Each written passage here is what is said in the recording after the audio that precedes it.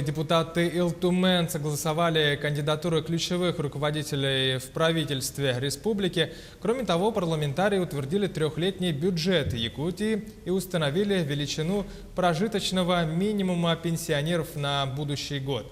По порядку и подробнее расскажет наш корреспондент Марьяна Кутукова.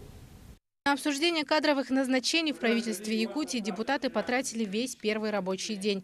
Народные избранники согласились, Владимир Солодов должен стать премьер-министром региона. За него поручился глава Якутии. Айсен Николаев сказал, что за 3,5 месяца совместной работы Солодов показал себя настоящим лидером и опытным руководителем. Ключевыми задачами, которые мы видели перед собой за этот период, была, безусловно, ликвидация последствий паводка, одного из крупнейших в истории республики. В результате активного взаимодействия с федеральными органами власти республики было выделено 358 миллионов рублей из федерального бюджета для компенсации. Вторым приоритетом было обеспечение сбалансированности бюджета Республики Саха-Якутия, который находился в тяжелейшей ситуации.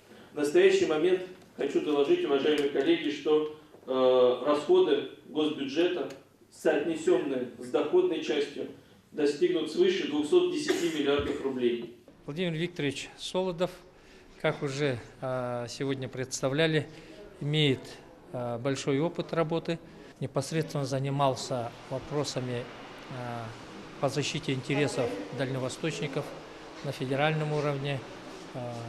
И считаю, что понимание масштаба фигуры, внесенные кандидатуры позволили сегодня Государственному собранию Илтумен в большом количестве, высоким уровнем доверия проголосовать и дать согласие главе Республики Саха-Якутия. Народные депутаты согласовали назначение двух первых заместителей Солодова – Алексея Стручкова и Алексея Колодезникова, 3 заместителей и 5 министров. Указы о назначениях были подписаны в тот же день. Все кандидатуры поддержаны. Я оцениваю это не только как доверие к моему выбору этих людей, но также и очень большую ответственность, которая сейчас возлагается на правительство, на утвержденных сегодня членов правительства перед всем народом нашей республики. Скорректировали и проект трехлетнего бюджета Якутии. Дополнительные субсидии в том числе направят на покупку молока у фермеров. Правительство сегодня согласовало сумму 99,5 миллионов рублей, которым, наша сейчас уже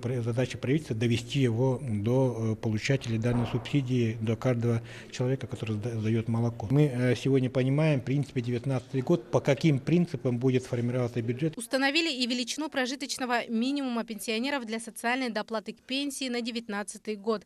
Для первой зоны, куда входят северные и арктические районы, она составила 16 822 рубля. Для второй зоны 13 418 рублей. Законопроект также принят в окончательном чтении.